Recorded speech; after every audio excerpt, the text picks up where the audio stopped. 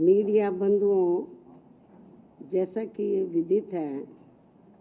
कि देश में सर्व समाज के हित एवं कल्याण हेतु सर्वजन हिताय व सर्वजन सुखाय एवं देश के निर्माण के पवित्र उद्देश्यों के लिए परम पूज्य बाबा साहब डॉक्टर भीमराव अम्बेडकर ने अपने आजीवन अथक संघर्षों के अनुभवों के आधार पर भारत को जो हर मामले में मानवतावादी बेहतरीन संविधान दिया है, तो उसका केंद्र में रही सत्ता के दौरान पहले कांग्रेस पार्टी ने और अब उसके बाद पिछले कुछ वर्षों से सत्ता में बीजेपी के नेतृत्व में चल रही एनडीए की सरकार के लोगों ने भी देश के करोड़ों देशवासियों के लिए व्यापक जन व देश हित में कभी भी इस पर अपनी पूरी ईमानदारी व निष्ठा से अमल नहीं किया है, बल्कि इन दोनों ही पार्टियों ने तथा इनके समर्थकों ने भी ज़्यादातर अपनी अपनी पार्टी की विचारधारा, सिद्धांतों एवं अपने राजनीतिक स्वार्थ के तहत संविधान में समय समय पर काफ़ी गैर जरूरी परिवर्तन भी कर दिए हैं, जिसकी देश में एकमात्र अम्बेडकरवादी बीएसपी पार्टी कड़े शब्दों में निंदा करती है, क्योंकि देश के बहुजनों में से खासकर करोड़ों गरीबों, मजदूरों, किसानों, महिलाओं, छोटे व्यापारियों एवं अन्य मेहनतकश लोगों को यही लगता है कि शुरू में केंद्र व देश के अधिकांश राज्यों में भी काफ़ी लंबे समय तक सत्ता में आसीन रही कांग्रेस पार्टी ने और अब बीजेपी ने भी अपनी अपनी सरकार की गलत नीतियों एवं जन विरोधी चाल चरित्र व चेहरे को छिपाने तथा लोगों का ध्यान उन पर से हटाने के लिए ही अब ये ऐसी चालें ही चलती रहती हैं, जिनका क्रम न केवल आज भी जारी है, बल्कि इन मामलों में अक्सर कांग्रेस व बीजेपी ये दोनों पार्टियां अंदर अंदर एक होकर आपस में ही मिली रहती हैं और इनकी सभी अपनी गलत नीतियों एवं कार्यक्रम जनता पर जबरन थोपने व संविधान संशोधन आदि मामलों में ये दोनों पार्टियां दिल में कुछ और, जुबान पर कुछ और के दोहरे चरित्र वाली नीति अपनाकर अंदर अंदर एक हो जाती है। और इस संदर्भ में खासकर आरक्षण संबंधी अनेकों मामले देश के दलितों, आदिवासियों व अन्य पिछड़े वर्गों के लोगों के सामने अभी भी ताजा है, जिससे स्पष्ट तौर पर इन वर्गों के साथ साथ जन व देश हित भी प्रभावित होता है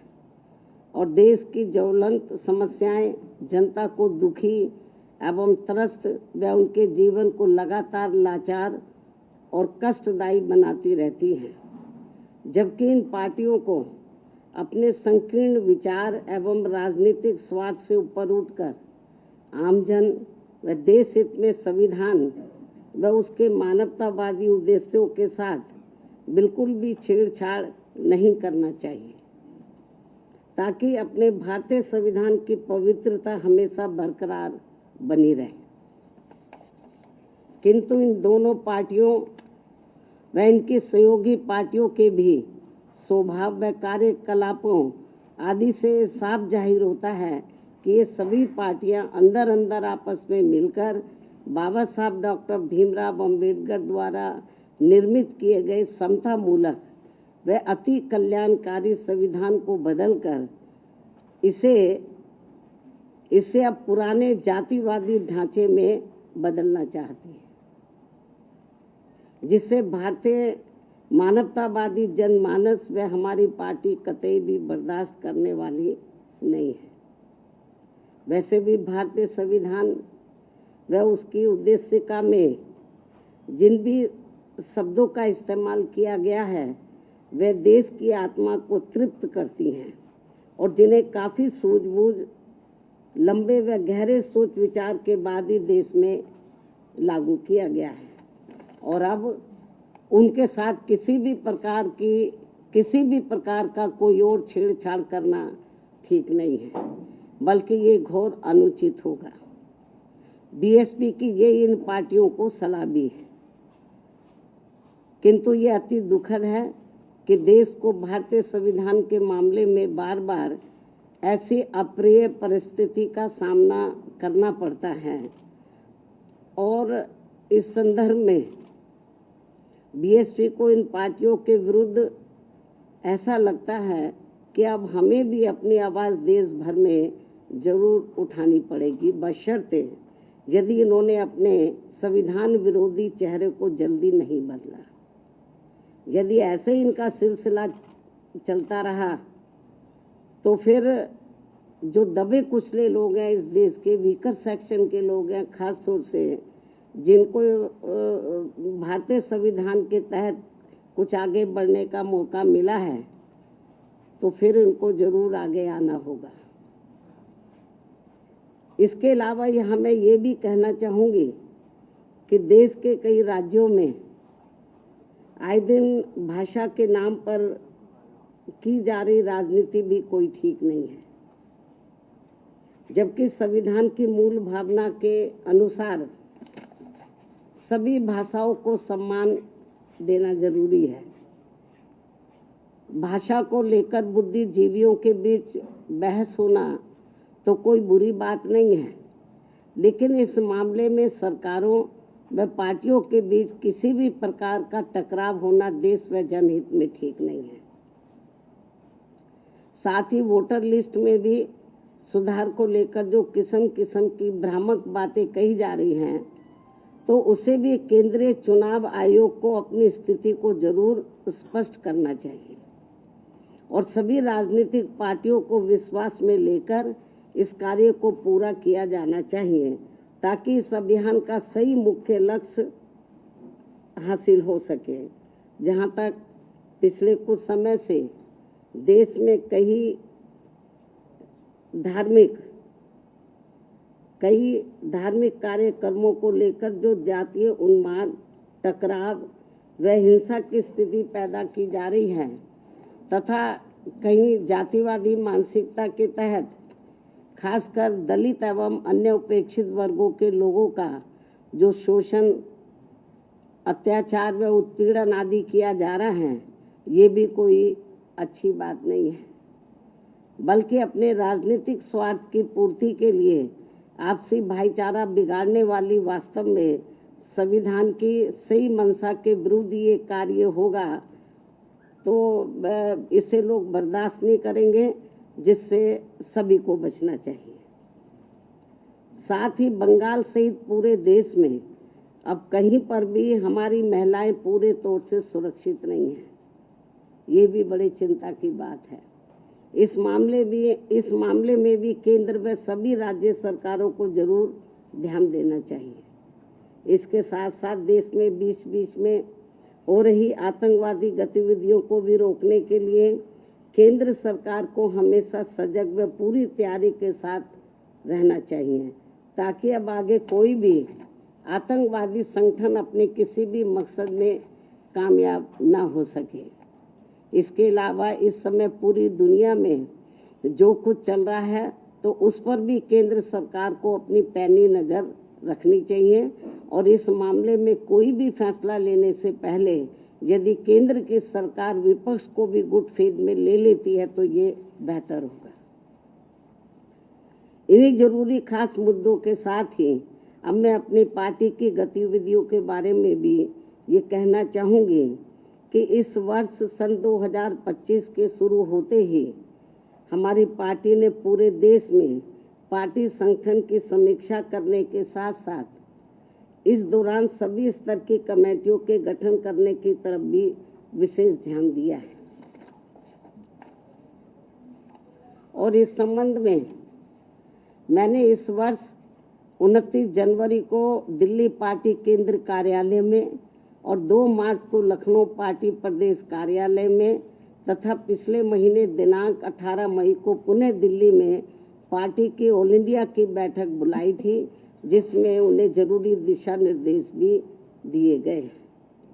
जिसकी काफ़ी कुछ जानकारी मीडिया बंधुओं को भी मेरे ट्वीट पर, प्रेस नोट आदि के जरिए मिलती रही है, जिन्हें मैं यहाँ फिर से दोहराना नहीं चाहती हूँ। इतना ही नहीं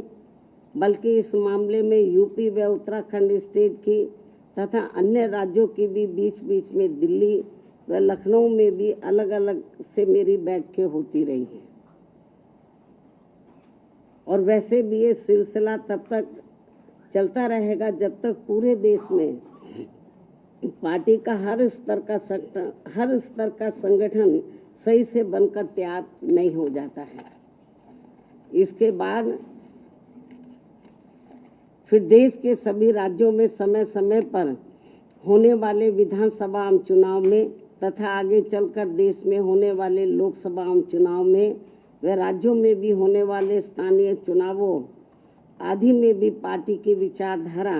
एवं सिद्धांतों के तहत ही पार्टी व मूवमेंट के हित में आगे की रणनीति भी तैयार की जाएगी। कहने का तात्पर्य ये है कि हमारी पार्टी इस समय पूरे देश में अपनी पार्टी के जनाधार को मजबूत करने में पूरे जी जान से लगी है और दूसरी पार्टियों की तरह अपनी पार्टी व मूवमेंट की गतिविधियों को अधिकांश मीडिया व शोबाजी आदि तक की सीमित नहीं रखती है, बल्कि उन्हें जमीनी हकीकत में भी अमल में होते हुए देखना चाहती है। इन्हीं जरूरी बातों के साथ ही अब मैं आपका धन्यवाद अदा करती हूँ। जय भीम व जय भारत।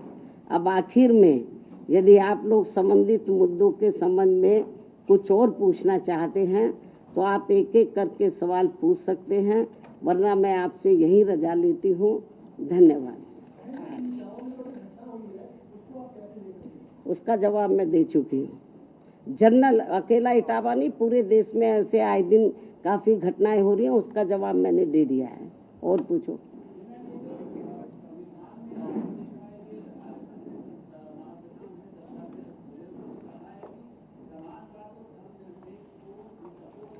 इस संबंध में मैंने ये कहा है कि भारतीय संविधान की जो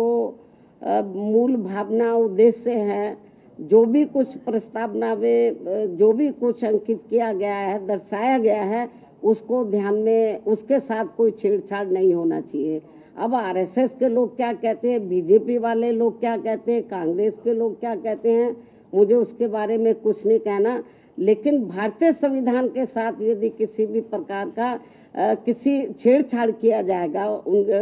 भारतीय संविधान के उद्देश्यों के साथ, तो हमारी पार्टी चुप नहीं बैठेगी। हमारी पार्टी इसके विरोध में मैदान में जरूर सड़कों पर उतरेगी। अभी हम सब इनके ऊपर पैनी नजर रखे हुए हैं। ठीक है फिर।